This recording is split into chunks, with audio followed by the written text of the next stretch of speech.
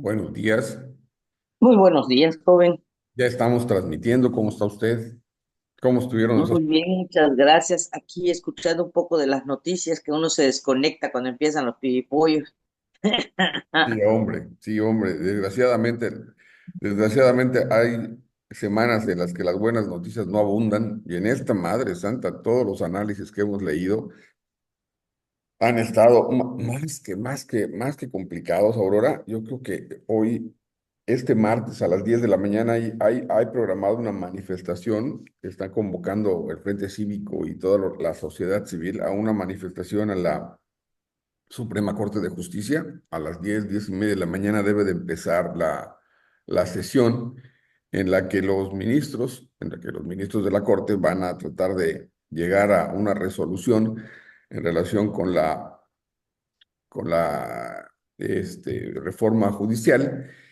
Y pues lo que estamos viendo hoy es que va a ser, además de esto, se junta una noche muy larga, muy, muy larga, porque también son las elecciones este martes en Estados Unidos, entre Kamala Harris y el señor Donald Trump.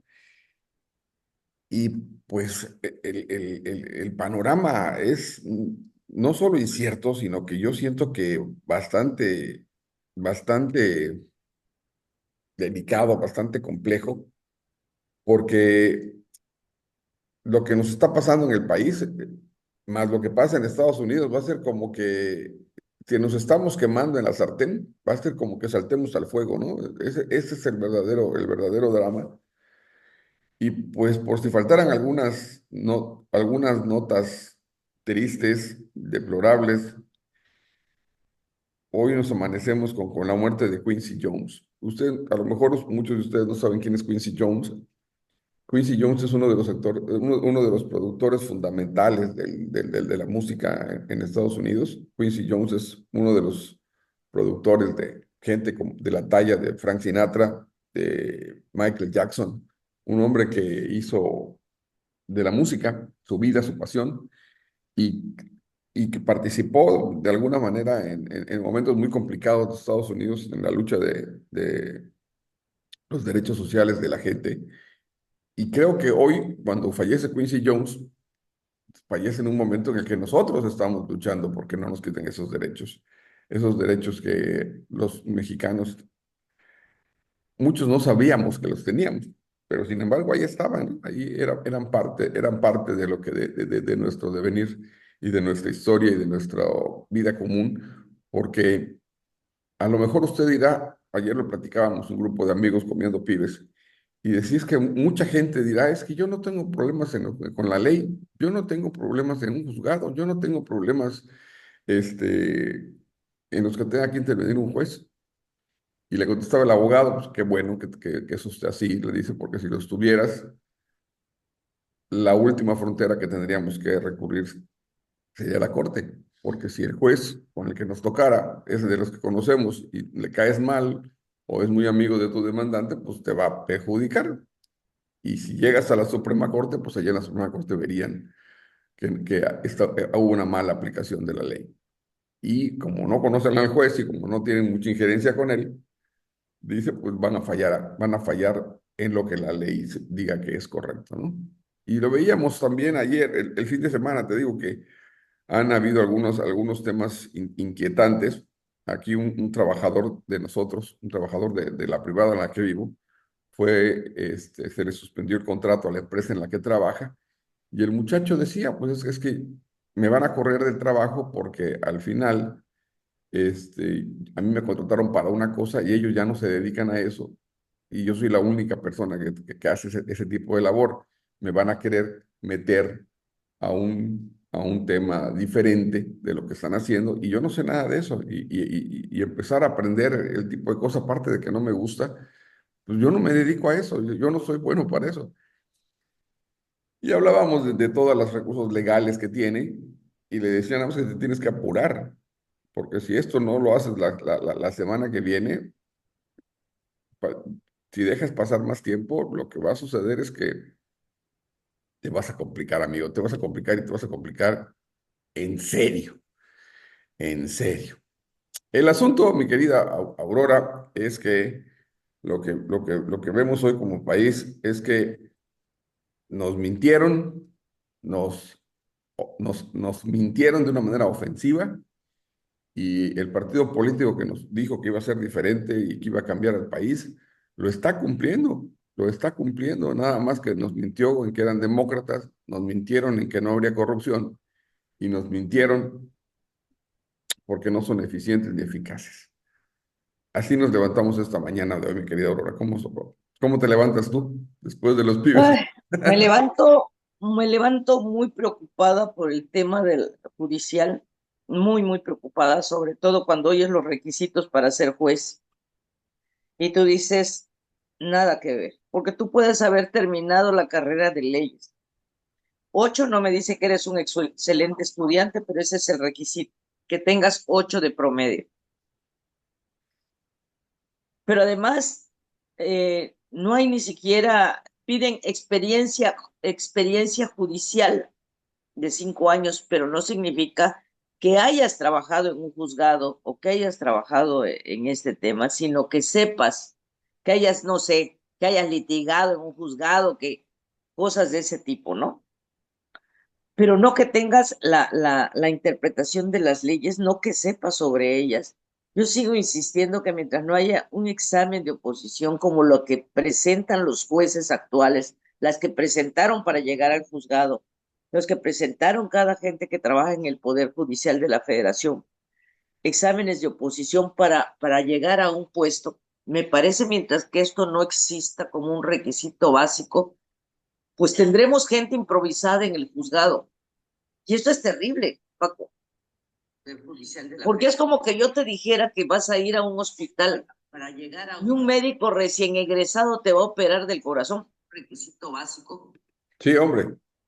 Entonces, si tú haces este análisis, tú dices, ¿en manos de quién vamos a quedar? Porque además eso de la recomendación de 5 conocidos, eso es una vacilada, por Dios, es una vacilada. ¿Cómo vas a pedir eso como un requisito para un juzgador? Pídele a un médico que su requisito sea la declaración, la recomendación de sus vecinos. Eso no lo hace buen médico. Y la gente parece no querer entender, no querer comprender lo que está pasando. Yo no sé, la verdad es que no sé ni cómo va a parar todo esto. No sé cómo el efecto carambola que va a tener en la, en la aplicación de la ley en nuestro país. Porque si algo nos daba certeza como ciudadanos era que si un caso donde tú tenías la razón no salía a tu favor en un juzgado local, uno de tu estado, tú podías recurrir a la Suprema Corte de Justicia con tus pruebas y revertir lo que pudiera haber hecho el juez acá. Digo, la gente se queja de los jueces locales y te lo dice así en serio. Yo perdí esta demanda porque al juez le pagaron, ¿no? Sí, así te lo comentan, O me culparon desgraciadamente. porque el que me acusó es amigo del juez. Y entonces ellos podían recurrir a la Suprema Corte donde no tenían esa influencia, donde no podían llegar con su dinero, donde no tenían conocimiento de nada. Y entonces la Suprema Corte era tu punto de balance para la legalidad y la justicia real, ¿no? Hoy no lo va a haber, No lo va a ver. porque resulta que si el juzgador local es de Morena y el de allá también es de Morena, entonces no va a revertir nada. Y así como lo están eligiendo, Paco, con todo el respeto del mundo, una amiga me decía, y le decía, hay un amigo, ahí está, ya puedes ser juez. Dice, ¿por qué? Porque a ti te regalaron la calificación en la facultad donde estudiaste. Y promedio 8 pues sí lo tienes, aunque seas un bruto, ¿no? Aunque no Claro. sepas nada de leyes. Pero ya tienes el requisito que es tener 8. Entonces, no lo sé, Paco, pero para nosotros es un duro golpe para México, para los mexicanos, y hasta que no les toque vivirlo, creo que no lo van a entender a la perfección. Y por otro lado, pues estamos viendo las elecciones de Estados Unidos, y yo no sé, por ejemplo, cuando veo a los migrantes votar a favor de Trump en las elecciones donde ganó Trump, ver a los migrantes votar por él, cuando es un hombre que les está ofreciendo que los va a regresar y que no va a dejar entrar a nadie y que van a endurecer las penas. Y sí entiendo el tema de seguridad de las fronteras para los países, por supuesto que lo entiendo, porque no pueden dejar entrar a lo loco a la gente. También tienen que resguardar. Les pasaría, si dejaran entrar a lo loco, les pasaría lo que nos está pasando en México las remesas que nos están llegando por la parte baja de México, por la parte sur, que nos están llegando miles de migrantes, miles, no cientos, miles de migrantes, y están apostados en las calles, por Dios, muriéndose de hambre, eh, no teniendo nada que hacer, porque a final de cuentas ni siquiera lo quieren hacer en México, ellos quieren llegar a Estados Unidos, pero bueno, tenemos el problema aquí en México, donde tenemos miles de migrantes que están solo de paso. Y si uno hace el análisis, sobre todo en las ciudades donde están apostrados, apoltronados, ya diría yo, el problema que le genera a la ciudad donde están, pues imagínese usted, si usted está en desacuerdo, pues tendría que estar en desacuerdo en cómo estarían llegando a Estados Unidos también si fueran por la libre. Y por otro lado, pues vemos, yo hasta el día de hoy no entiendo tampoco cómo pudieran votar por Trump cuando estás viendo que el hombre va por una venganza. Pero cuando tú no te lo explicas, entonces tienes que voltear los ojos a tu casa y decir, bueno, pero tampoco me explico cómo es que siguen votando por Morena, ¿no? Claro, claro. Entonces, pues ahí está el tema. El tema es complicado porque la gente pareciera ser que va porque cree que sus intereses es el voto, ¿no? Y no ven en la generalidad y el futuro que les espera. Y cuando no ves más allá de tu nariz, decía mi mamá, entonces corres el riesgo de tropezarte en cualquier momento y caer. Y eso es lo que nos está pasando, ¿no? Y Aún espero, y te lo digo en serio, aún espero, bueno, esperaba que hubiera un poco de cordura por parte de los morenistas, y te lo digo en serio, esperaba que hubiera un poco de cordura y detuvieran esta reforma que ya aprobaron y que la están mandando inmediatamente a que sea publicada en el Diario Oficial de la Federación. Y por otro lado, veo a los ministros presentar su renuncia para no participar en este burdo juego de la tómbola, pero no es por eso porque se están yendo. No se están yendo porque, ay, ya era hora que se fueran. No, no se están yendo tampoco porque digan, ay, no vamos a ganar en la elección. No, se están yendo para tratar de proteger a los que están abajo, porque toda esa gente que ha estudiado, se ha preparado, ha concursado y ha ganado un puesto, hoy no lo tienen. Y yo se lo voy a poner fácil. Imagínese que usted o su hijo o su nieto se ha preparado arduamente para un puesto y ha concursado y ha ganado por méritos propios un lugar, y que de la noche a la mañana le digan, pues te voy a correr porque voy a poner a uno medio menso o medio ignorante, pero que me es más cómodo. Usted se sentiría bien, porque no se está pensando en eso. Hablan de las mujeres, el derecho de las mujeres y el derecho de las juezas y magistradas. Es como el derecho de las mujeres policías aquí en Campeche. O sea, no entienden la violación que están cometiendo porque no saben que es una violencia de género lo que están haciendo. Que es una violencia laboral y existe, ¿eh? Y está tipificado en la ley.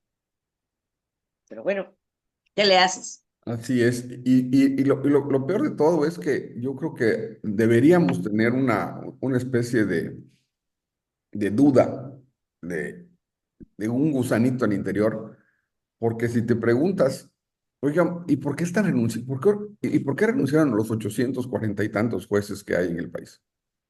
¿Por qué renunciaron? ¿Por qué no se quedaron? ¿Por qué no van a participar en la selección? ¿Por qué no van a participar en la elección de esta?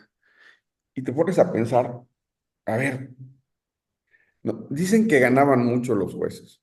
Oye, 5.000 millones de pesos es un presupuesto autorizado por el Congreso para ¿cómo se llama? Para la Suprema Corte de Justicia. 5.000 millones de pesos.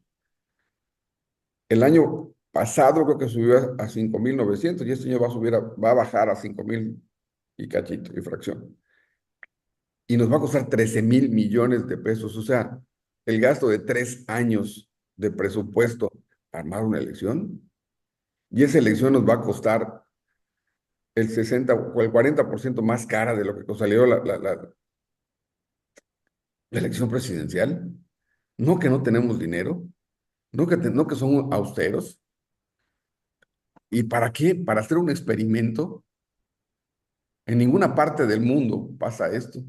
Oye, el único lugar donde tenían jueces era en Bolivia y ya vimos el problema en el que están metidos ahora, con el tema de los abusos y demás. Oye, lo que va a pasar mañana, yo creo que es una diferencia formal entre lo que vivimos y lo que viviremos. Yo no sé si tú te acordarás, Aurorita.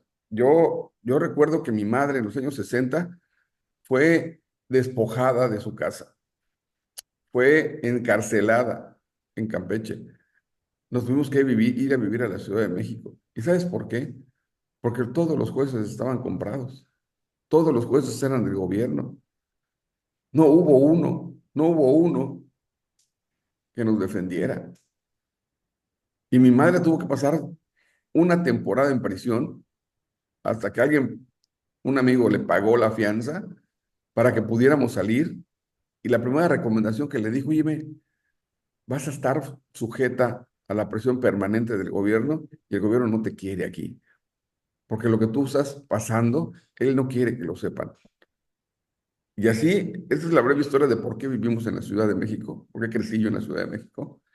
Y luego regresamos en los 80 a Campeche. Y uno se pregunta, una cosa es que te fuercen a que te vayas, y otra cosa es que te vayas tú porque no encuentras opciones en donde vives. Creo que las dos son muy, muy graves y significan que el gobierno y el entorno no te está dando la oportunidad y te exilias, a lo mejor voluntariamente, a lo mejor no tan voluntariamente, y no tienes a nadie a quien recurrir, no tienes una última instancia, porque en aquella época los magistrados y los jueces, tú lo recordarás, eran postulados y decididos por el presidente de la República y por el gobernador en turno.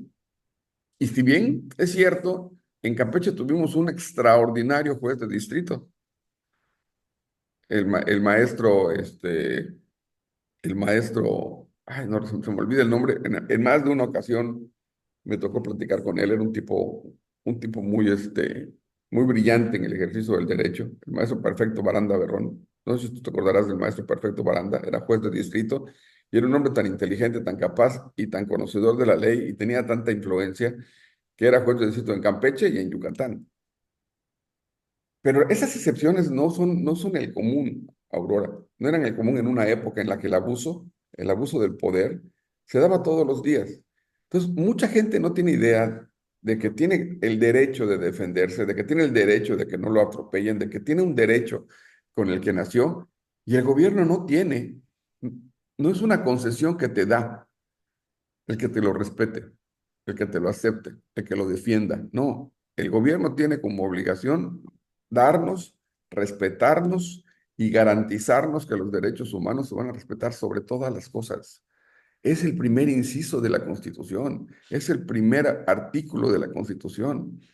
Ese que querían modificar con el argumento, decía, recordarás que había una frase ahí que no entendíamos de qué significaba esa modificación y significaba que México no iba a respetar los acuerdos internacionales que habíamos firmado en materia de derechos humanos. Y por eso brincó la ONU, y brincaron los jueces en Europa, y brincaron los jueces en Estados Unidos, y brincaron las universidades, diciéndole que cómo no íbamos a respetar eso. Y formamos parte de una cofradía que teníamos claro que lo que respetábamos era el derecho humano de la persona desde que nace. Y hoy nos encontramos con que hay una presidenta que nos habla de que es muy, muy demócrata y está anulando. todos los derechos de todos solamente para que ella tenga más poder. Y vemos a un Congreso que dice, no, nosotros tenemos supremacía legislativa. Y la supremacía legislativa es, no pueden decir lo que nosotros decimos porque lo dice la presidenta. Y es su santa palabra. Yo Hoy, quisiera que así fuera, Paco. De verdad quisiera que fuera. Bueno, yo tengo mis dudas con respecto a que es para que la presidenta tenga más poder y que el Congreso obedece a la presidenta, ¿eh? Yo quisiera creer eso. No lo creo, no lo creo. a ver, Lo explícame, cierto es explícame. que pareciera ser que ellos no obedecen a la presidenta, sino obedecen a López Obrador, que ya no es presidente. Al Con todo expresidente, respeto, con todo respeto. hasta Yo así ella, lo veo. Sí, hasta ella. hasta ella corre riesgos. Fíjate que este primer mes de gobierno, yo lo entiendo y creo que lo platicábamos en el caso de Laida Sansores, el primer mes de su gobierno, que le concedíamos, tú recordarás, el derecho de la duda y decíamos, es que un mes es muy poco tiempo, un año es muy poco tiempo para valorar y para poder entender el camino que va a llevar este gobierno. Pero pues pasaron los meses y la cosa no fue mejorando, fue empeorando. Y cuando tienes un gobernador abyecto y cuando tienes a un gobernador que cree que eres la ley y vemos cómo violan y vemos cómo ordena que violen la ley y cómo violan los amparos y todo lo demás, dejas de pensar que puedas tener una defensa justa en este país.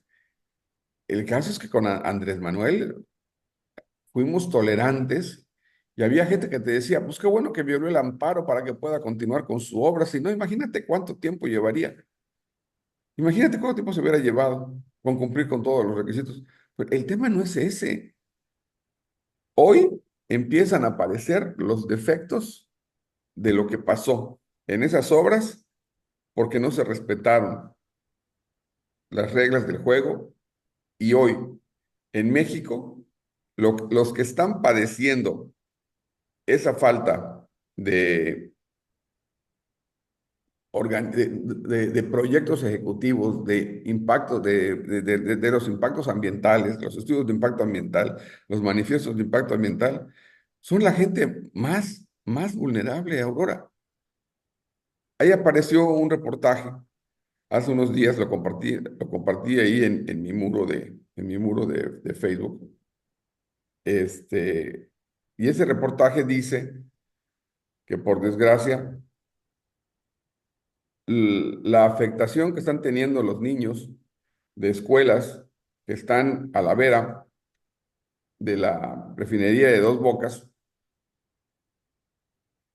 están teniendo problemas, no solamente porque tienen vómitos, tienen dolores de cabeza, sino porque están respirando todo, todo lo que sale de Dos Bocas. Y esos niños, estoy buscando la nota, dame un minutito y te la leo. Y esos niños hoy por hoy están padeciendo porque pues a alguien se le antojó hacer una refinería en un lugar en el que además tenían que acabar con el mangle, en el que además se inundaba. ¿Por qué? Pues porque había que meterle velocidad, porque solamente era presidente por 6 años. Y entonces cuando la gente se defiende de ese tipo de cosas y empiezan a aparecer los amparos y le empiezan a detener las obras, como pasó en el Tren Maya, por ejemplo, se molestan y dicen, oigan, pero es que yo soy el presidente, ¿por qué me van a parar mi obra? Yo soy el gobierno, yo estoy sobre todos ustedes, ¿por qué me van a...? Y como yo estoy sobre todos ustedes, pues esos estúpidos que les están defendiendo y que creen que nos van a parar las obras, pues no la van a poder parar. ¿Por qué? Pues porque no les vamos a hacer caso. Y si bien es cierto que Andrés Manuel no era tan claridoso en la instrucción pública de no acatar los amparos, de hecho lo hacía. Y la Corte falló, y creo que falló, cuando no les da órdenes de apremio, como dice la ley, a cada uno de los que eran los ejecutores que no estaban cumpliendo con el protocolo, con los protocolos formales que quedaban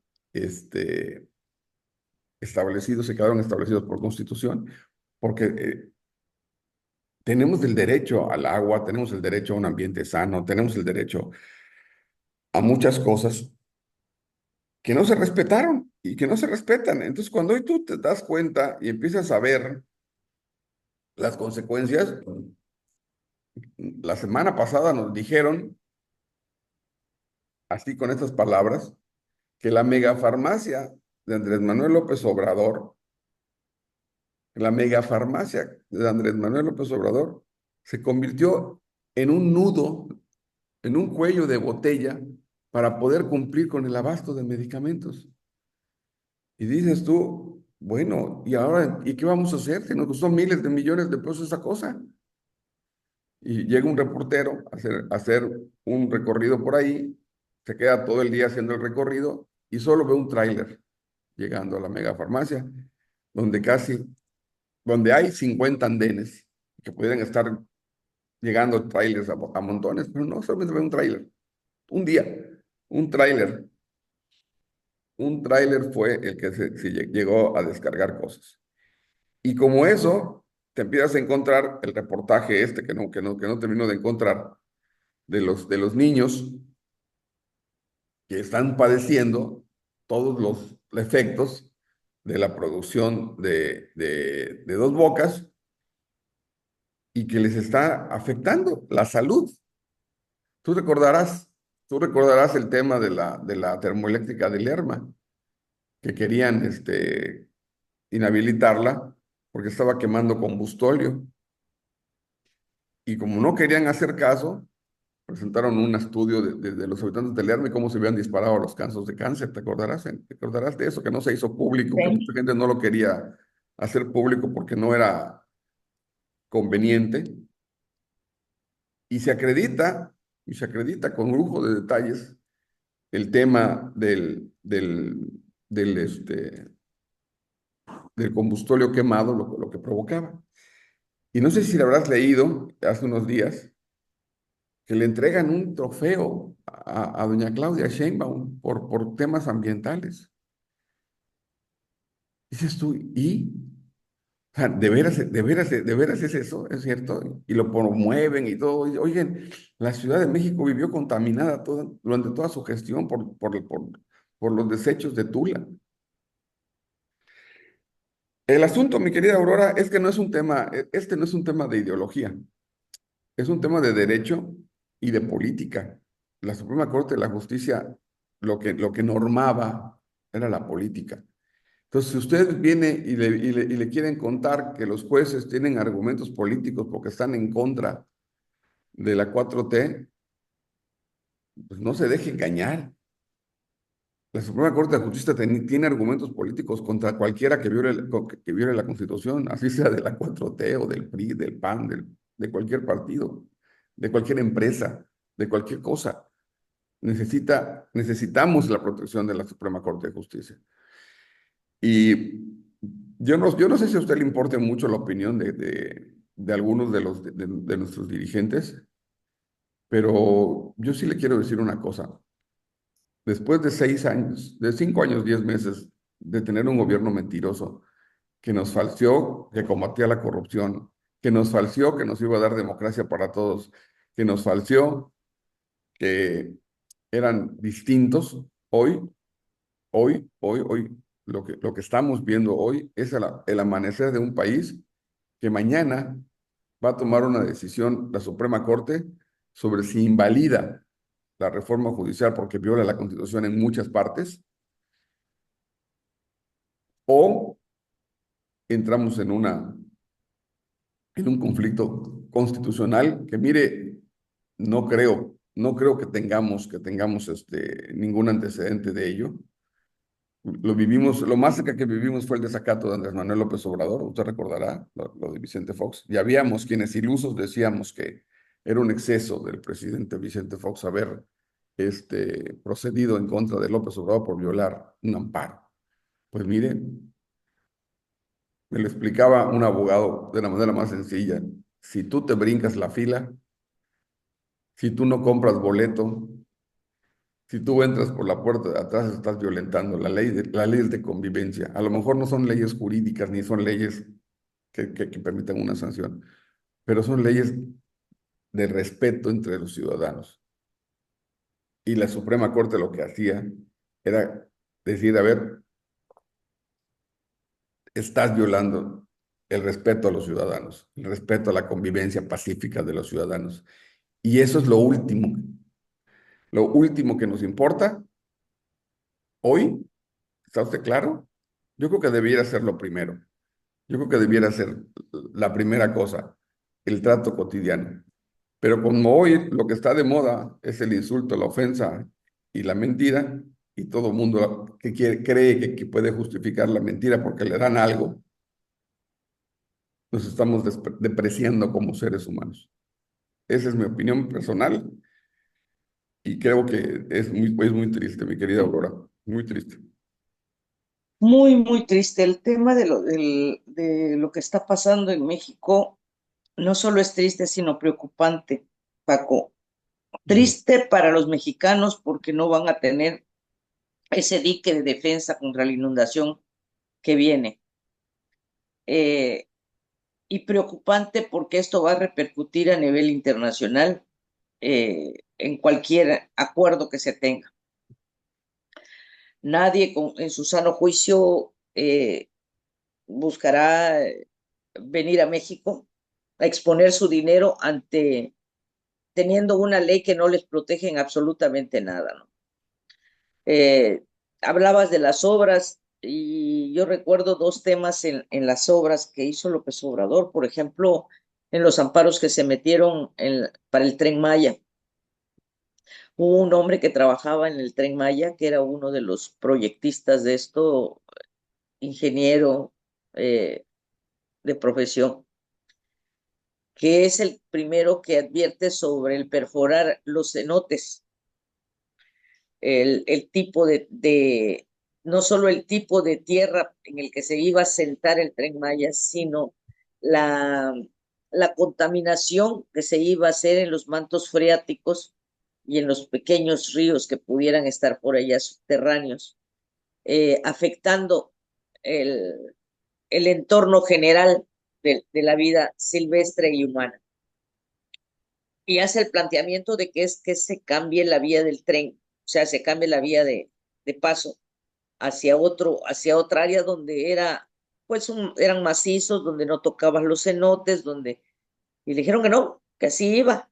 Y entonces él renuncia, porque dice, yo no voy a ser parte de este destrozo que están haciendo.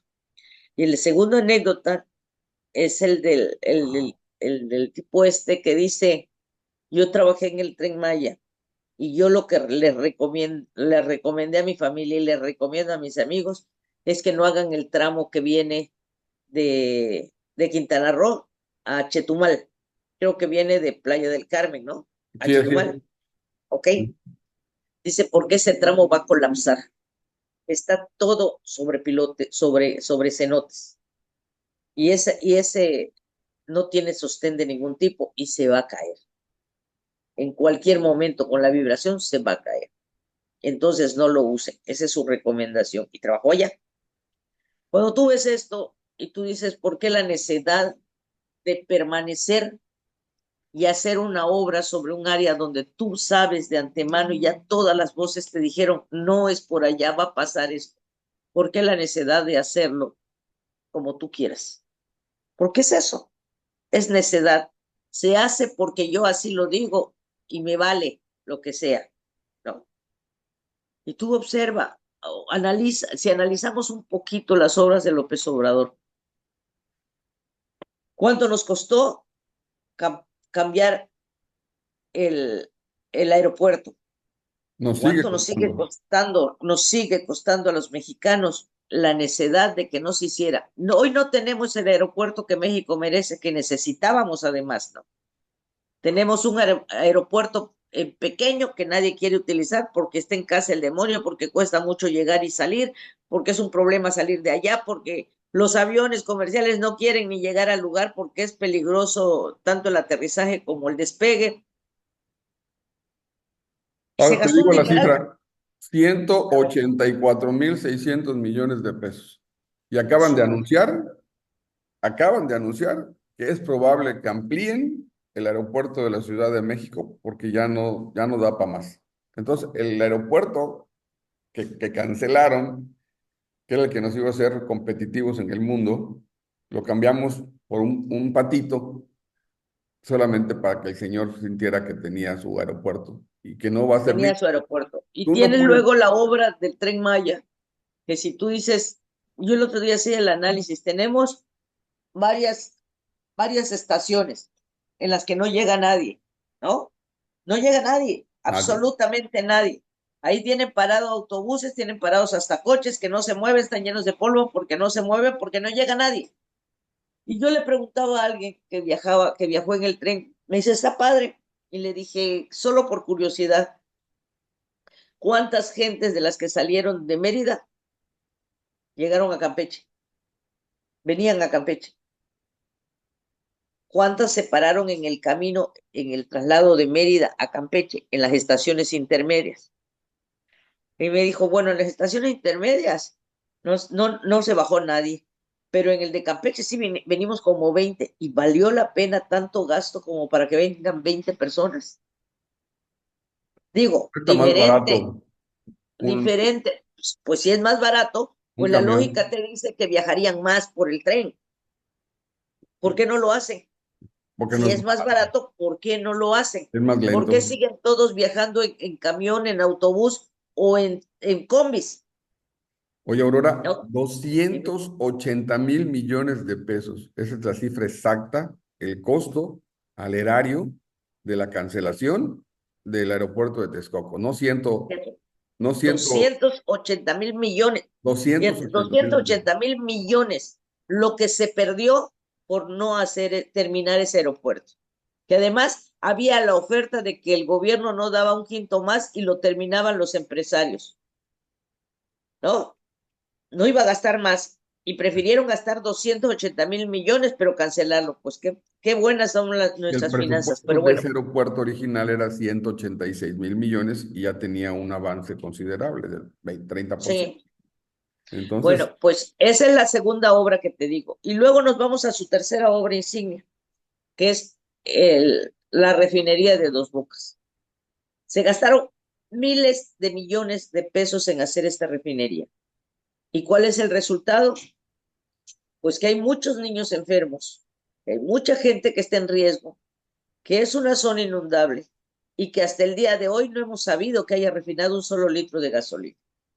Y miles de millones de pesos se invirtieron en esa refinería. Se pudieron hacer muchas cosas.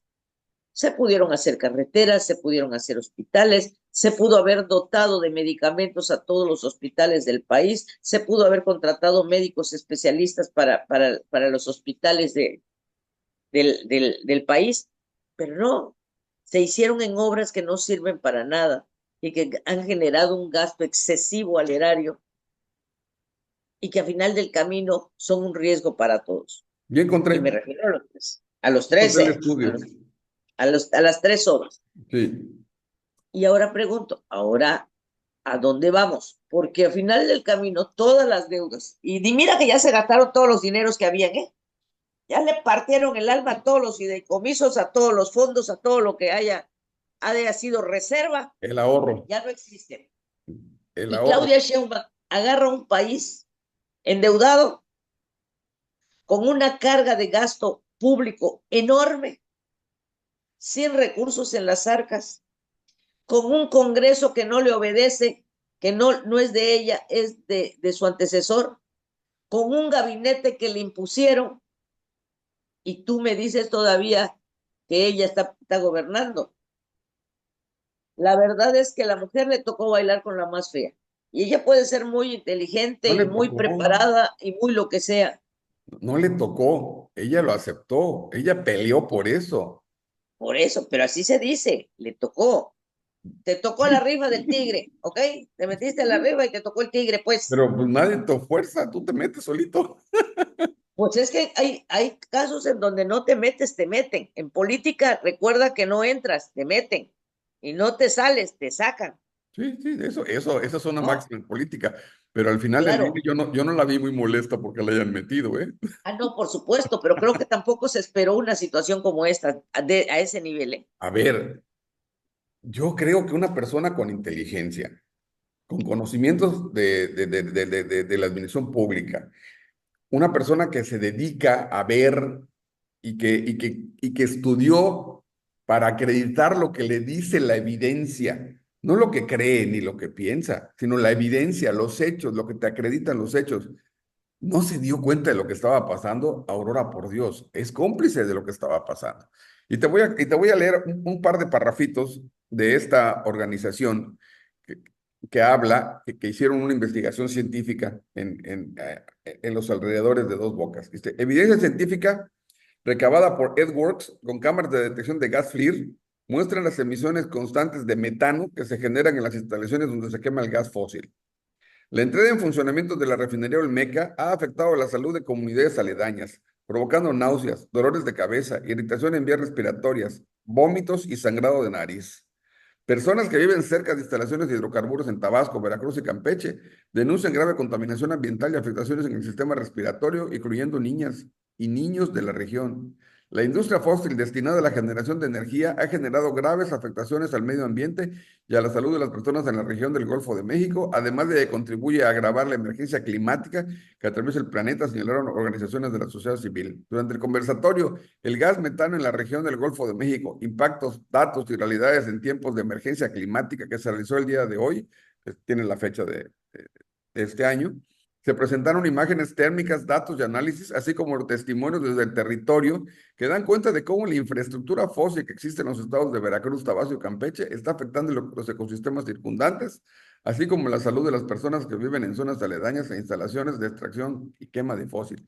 La realidad, Aurora, es que mucha gente no tiene idea de lo que vamos a empezar a ver hoy. Y así como esto, que se dijo durante el gobierno de López Obrador sin que nadie le hiciera caso, lo que va a empezar a aparecer son cosas dramáticas, dramáticas en el manejo de los recursos públicos, así como las confesiones que está teniendo el señor de la Auditoría Superior de que cada año Andrés Manuel evitaba acreditar en que se gastaban 198,000 millones de pesos. Hoy lo que vamos a empezar a seguir viendo son los efectos, lo que nos costó ese gobierno y lo que nos costó que esa gente que no era justo la manera como vivía y que sí es justo de que de alguna forma le entreguen una compensación, porque el gobierno tiene la obligación de que todos tengan dinero para comer por lo menos la canasta básica. Pero hoy, con ese argumento del pueblo, de ayudar al pueblo, saquearon este país, violaron las leyes de este país. Imagínate tú, hoy el gobierno está proponiéndonos a los mexicanos como si fuéramos retrasados mentales, que el propio gobierno sea el que cuente sus cuentas y el que veas y analice si alguien desvió recursos. ¿No esa historia ya la vimos? No por eso se creó la Contraloría, porque no funcionó jamás la contención autónoma del gobierno. ¿No se acuerdan ustedes que había una partida secreta para el presidente y su familia? ¿No se acuerdan de eso? ¿No se acuerdan el escándalo que fue haber leído y haber visto por primera vez en este país en el año 2000 que Fox había comprado unas toallas de 3,000 pesos? ¿No se acuerdan de eso? Y hoy, No gracias se a toda acuerdan esa tampoco del evolución, escándalo que se hizo cuando los hijos de Marta Sagún le fueron asignadas obras. ¿te acuerdas? Y hoy estamos conformes con que los hijos de Andrés Manuel hayan hecho lo que hicieron, con evidencias, con videos, con contratos, con pruebas fehacientes declaradas, y nadie dice nada, solo porque les dan una lana. El gobierno tendría la obligación de darte ese dinero. Que él lo ideó y lo pensó, pero oigan, entendámoslo, era su coartada, No, convertirnos en no lo da de cómplices. su bolsa. Lo más interesante es que no lo da de su bolsa. No, claro, Aurora, pero el tema al final El PRI tenía una manera de hacer las cosas que te convencía y que de alguna manera intentaba convertirte en cómplice. Hoy, Andrés Manuel no solamente cumplió el sueño dorado del viejo régimen, de que era que todos estuviéramos involucrados, sino que hoy Andrés Manuel cumplió también el sueño dorado de cualquier político de que le aplaudieran, robándose el dinero de todos, a la vista de todos y desacreditando a todos. Los gobiernos de este talante, los frentes que tiene que abrir, tiene que ser contra los críticos. Los frentes que tiene que abrir son contra los que de alguna manera entendemos que nos están metiendo el dedo en la boca. Y hoy, como la mayoría de la gente no entiende de leyes, pues no entiende de qué trata la reforma judicial. Y mucha gente pensará, pues sí, vamos a elegir a los jueces. Un juez, un juez, su profesión lo fuerza a quedar mal con una de las partes, Aurora. Esa es la chamba de un juez. La chamba de un juez es decir, oye, tú violaste la ley por esto, por esto, por esto, por esto, y te castigo para tal cosa. Ese juez no puede ser popular. No puede ser popular porque lesionó a la mitad de las personas con las que trató. Y me decía alguien, lo platicamos en este programa muchas veces, qué error tan grave de nuestro amigo Renato Sales de querer ser candidato después de ser procurador. Y yo más de una ocasión lo platiqué con él, le digo, tú no puedes aspirar a que todo el mundo hable bien de ti. ¿Por qué? Porque dejaste mal a la mitad de la gente. Cuando tú decidiste armar una carpeta de investigación, estabas acusando a alguien de algo. Y si tuviste éxito en esa carpeta, metiste al bote a una de las personas de las que hablaba. Esa. Y hay la probable, muy probable, muy probable opción de que la otra persona no vea bien lo que hiciste, aunque él haya ganado, así, pero no me dieron lo correcto, no me dieron lo justo, porque seguramente alguna cosa acordó con él, vean cuántos años les va a dar, te van a dar nada más eso, y a mí me perjudicó de por vida, yo no. Y esa es la realidad. Los jueces no están ahí para caernos bien. Es como el presidente de la República. El presidente de la República tiene todo ese poder para hacer lo que tenga que hacer a favor de la gente, no abusar de la gente.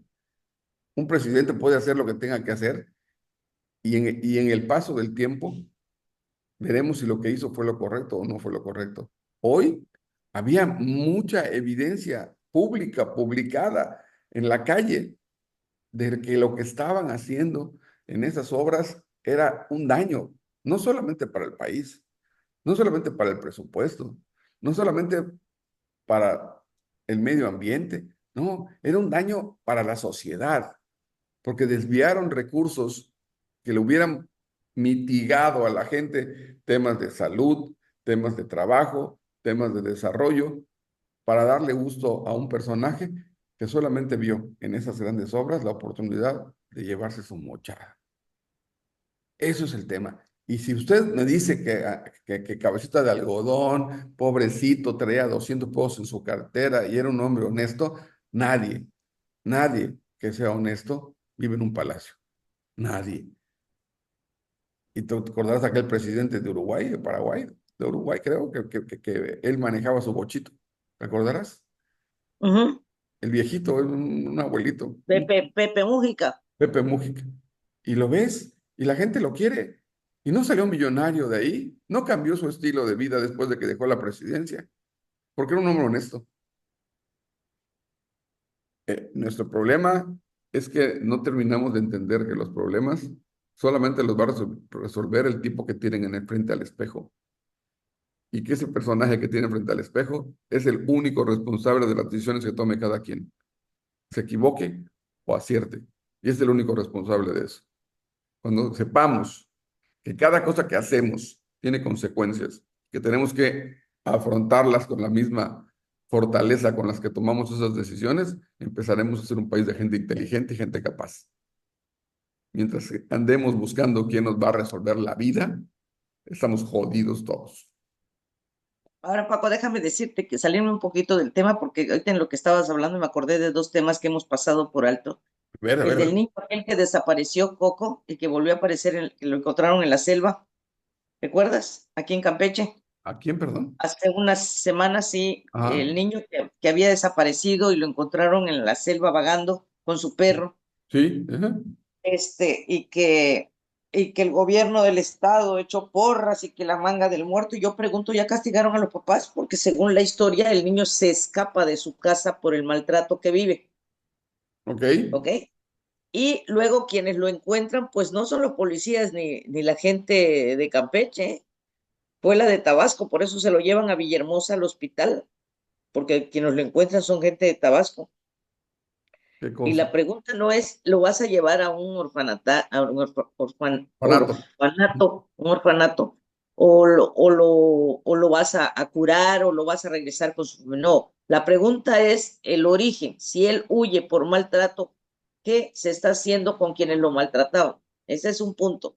Y el otro punto que te quería yo tocar muy rápidamente, porque hablaste de auditorías, Ujú. la ignorancia de ese tal Jiménez que está en el Congreso contra la Universidad Autónoma de Campeche, a quien yo no sé si hay desvío o no hay desvío, no lo sé porque yo no soy de la auditoría, ni soy de la Contraloría, que él dijo que él van a auditar a la universidad. La ignorancia es muy grande, porque a la universidad la auditan cada año y Tres habría que veces. ver cuáles son los resultados de la auditoría, porque hacen auditorías internas, externas y oficiales. Las internas, pues las hace su propia auditoría, las externas contratan despachos reconocidos reconocidos a nivel nacional para que hagan la auditoría, pero además tienen que ser aprobadas por la Secretaría de Educación Pública, las auditorías externas, y además en Campeche audita la auditoría del Estado y la Contraloría del Estado, pero solo pueden auditar el 30%, que es lo que le da el gobierno del Estado, del presupuesto. El 30% es lo que da el gobierno del Estado sobre eso. Y el resto, el 70% del recurso, lo audita la Auditoría Federal, ¿ok? La de la Federación, Superior de la Federación. sí. Este, la auditoría del Estado hace auditoría cada año, y si tú observas las auditorías que hace año con año, allá aparece la Universidad Autónoma de Campeche. Quiere decir que fue auditada. Si no hubo, digo, siempre pueden haber algunas amonestaciones o algunos, ¿cómo se le llama? Eh, como llamados de, Llamamos la atención, sí, sí. sí, Discrepancias en por el algo gasto. que no se ve o no se cumplió, pero bueno, eso tiene sus razones y tienen un tiempo para justificarlas, ¿ok? 3 meses. Eh, la auditoría y la Contraloría del Estado. Sin embargo, si la Auditoría Federal la Auditoría de la Federación no pudiera venir a hacer la auditoría, puede pedirle a la Contraloría del Estado que la haga porque ahí hay un convenio, existe un Coadyuvancia. convenio y la podría hacer la Contraloría siempre y cuando se lo pida la Auditoría Federal. Y también la Auditoría Federal audita la universidad, si no cada año, pues digo, lo hace por bloques de universidades y se está haciendo constantemente. Si en las auditorías anteriores salió bien la universidad, como por qué ahorita tendrías que decir, la vamos a auditar. O sea, con todo el respeto del mundo, el señor me parece que es un ignorante, debería checar las auditorías pasadas para saber cómo salió la universidad, porque la auditoría, precisamente las auditorías pasadas son las que convalidan el uso de los recursos, ¿no? Así es. Entonces, cuando uno es ignorante y el ignorante es atrevida, pues lo mejor es mantenerte callado si no sabes, porque entonces solo demuestras tu ignorancia. ¿Qué necesidad hay que estés demostrando lo ignorante que eres? ¿No? Pero el señor cree que todavía es el jovencito que quería ser líder y que nunca pudo, no Universitario. tuvo ni seguidores y que puede gritar y acusar sin que nadie le haga nada. No, hoy como diputado y como líder del Congreso, pues tiene una responsabilidad muy grande que es hablar con la verdad, porque si no se le va a revertir. En fin, si vemos todo este punto, entonces vemos que el tema universidad, y no es universidad, sino el doctor José Abud y el niño este del Congreso, Jiménez, pues me parece personal o político. Y eso es lo que la gente está diciendo, ¿no? Así es. Que si el tipo no sabe, que mejor se calle la boca. Porque entonces Efectivamente. cuando diga auditorías, aquí está la auditoría del año pasado. ¿Dónde están las amonestaciones? ¿Dónde están las llamadas de atención? ¿Dónde están no, los Claro. señalamientos? La del año pasado, aquí está la auditoría del año pasado. Pero si nadie le dice al señor que la universidad es auditada hasta 3 veces al año, entonces, por Dios, que cuando menos se informe, que cuando menos antes de abrir la boca, alguien vaya con alguien que sepa y le pregunte. Preguntar no es malo, al contrario, ¿no? En fin, Evita que hagas el ridículo. Cuando preguntas es lo que correcto. no Eso es sabes, lo que todo evita el que mundo hagas el dice. ridículo. Este pobre no sabe quién hace las auditorías y cada cuándo se hace. Digo, al final del camino que se plante, que hable así, eso no significa que tenga la razón ni que sepa, ¿eh? La Y, ignorancia se nota cuando sabes tú del tema. y la mayoría no necesariamente tiene la razón. Es correcto. No, no necesariamente la tiene. A mí en el caso particular de Campeche, creo que ya no, ya hay pocas cosas que nos puedan sorprender. Sin embargo, a veces dan cada argumento que dices tú, ¿cómo pueden pensar que nos vamos a tragar ese argumento tan estúpido, ¿no? El tema es que no hay una, ¿cómo te lo explico? O sea, Federico Berrueto, tú lo escuchabas el miércoles, hablaba de ese lenguaje de la guerra civil, de que estamos en guerra, de que lo único que quieren es aplastar al oponente, no sentarse a platicar con él y ver en qué tiene razón y en qué no tiene razón y convencerlo. No, no, no, lo que quieren hacer es aplastarlo. ¿Por qué? Pues porque tienen mayoría. Y lo que te acreditan con esa mayoría es que pueden hacer cualquier cosa, como la están haciendo. ¿Por qué? Porque somos la mayoría. Y hay gente que no termina de entender el tema de que una cosa es que sean muchos y otra cosa es que tengas razón. Porque los muchos pueden imponer su razón a un poco, a unos pocos que tienen la razón real, no la razón que les da al ser mayoría. La mayoría te amedrenta. ¿Por qué? Porque somos muchos. Pero Solo eres Paco, tú, fulano, sotano, mengano, lo que están diciendo eso. A ver, espérate. No, no, no, es que no me conviene que lo digas. ¿Por qué? Porque no tienes razón. ¿Por qué no tengo razón? Porque nosotros somos muchos y pensamos otra cosa diferente. Bueno, sí, pero eso no quiere decir que tengas la razón. Quiere decir que piensas distinto a mí. Vamos a platicarlo, ¿no? ¿Por qué? Porque no me interesa que tú digas lo que dices. ¿Por qué? Porque les hace falta un curso de liderazgo.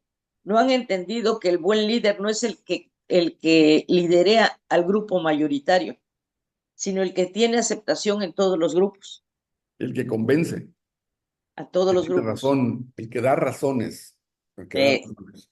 porque imponer con mayoría, pues está fácil el tema. Una de las cosas que criticábamos en los anteriores gobiernos era eso, ¿no? De Por imponer supuesto, mayoría. por Por supuesto. eso yo creo que por eso cuando decíamos, no les conviene que se pasen a su partido, porque si se mantienen en el partido que siempre han estado, pues eso te habla de pluralidad, ¿no? ¿Te acuerdas que lo que se mencionaba mucho? Hoy brincan como changuitos hacia el árbol que creen ellos seguros.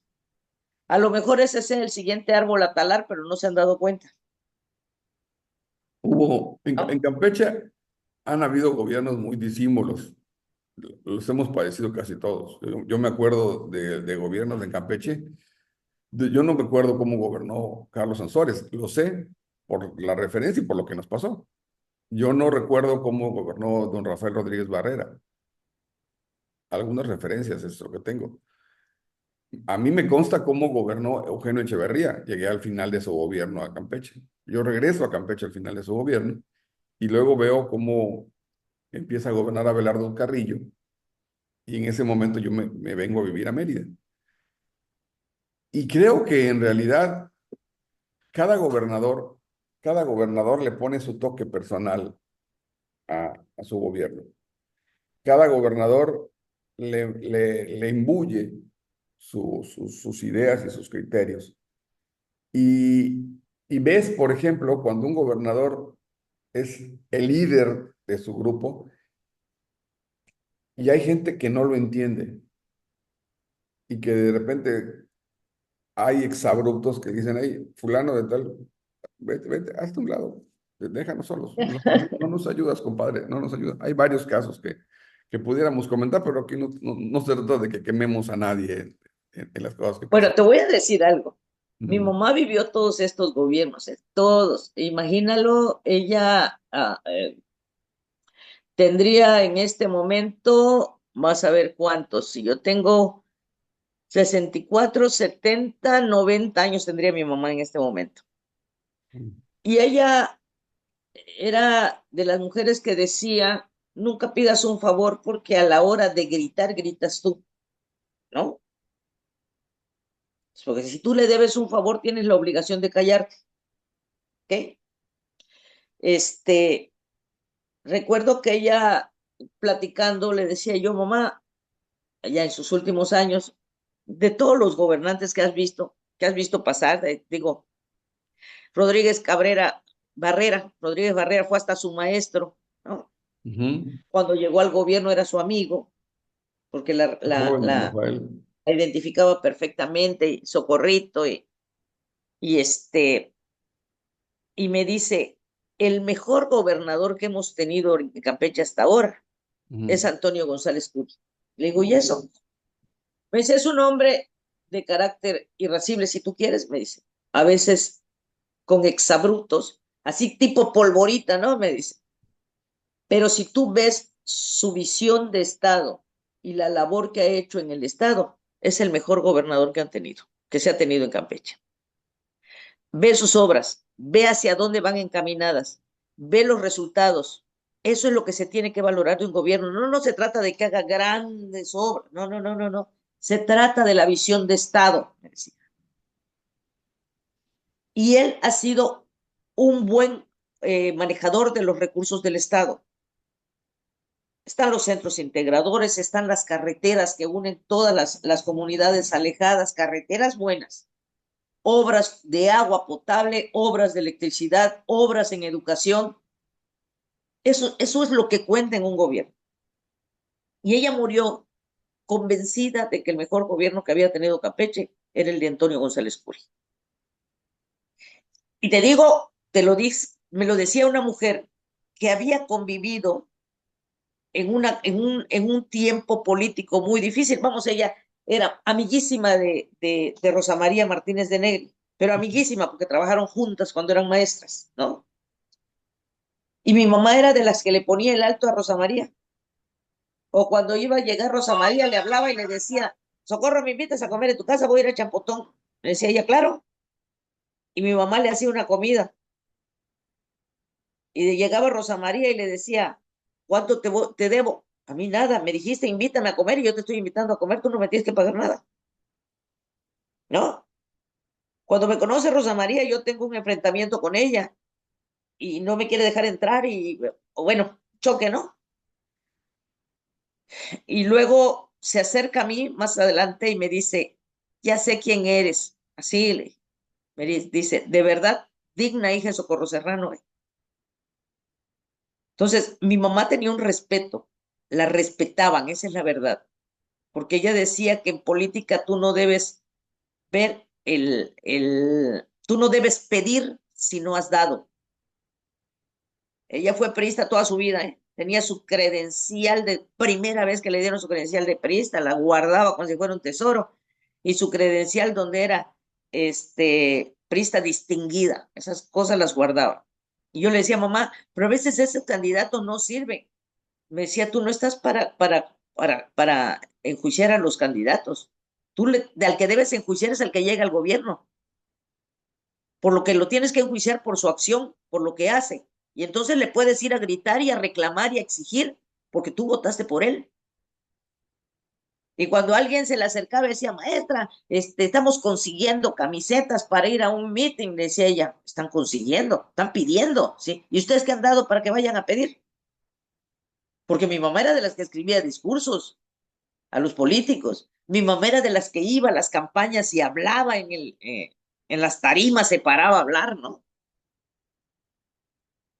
Pero jamás, Paco, jamás fue regidora, jamás fue diputada, jamás tuvo un cargo en un ayuntamiento, por decirte algo, o en el Estado. Jamás. Porque ella decía, uno no trabaja para eso, trabaja por el bien del pueblo. Por eso podemos exigir. Convicciones, se llaman Esa convicciones. era convicción, lealtad, esa era decía ella, no podemos hablar de derechos, porque hay gente que cree que tiene el derecho porque hizo una campaña. No, aquí no se trata de derecho, se trata de trabajar y no trabajar en una campaña, De trabajar toda la vida para el resultados, pueblo. de Claro. resultados. Entonces, cuando tú vives con una mujer de ese tipo, Pues pues aprende tus uno que hay que visiones no hacer. pueden ser iguales a las de los demás y entonces pues chocas, ¿no? Claro. Sin embargo, yo sí te puedo decir que bendito sea Dios, hasta el día de hoy cuento con el respeto, no el cariño, porque yo no puedo llamar a amigos a quienes han sido gobernantes. No, son conocidos y cuento con su respeto y los respeto, porque hasta para decir las cosas necesitamos hablar con respeto, no necesitamos insultar, ¿no? Con decirle las verdades, pues basta con decirlas con pruebas y ya está, ¿no? El respeto se gana, Este, Aurora, dándolo. sí, yo lo sé, yo lo sé. Entonces yo sé, a mí me ven cualquiera de ellos y me saluda con mucho respeto. ¿Cómo estás, Aurora? Un gusto saludarte. Y yo, como toda la vida, Paco, señor, un placer, licenciado, ingeniero, ¿no? Porque no son mis amigos como para que yo me acerque y le diga, oye, Jorge, oye, Antonio. No, no son mis amigos, no lo son.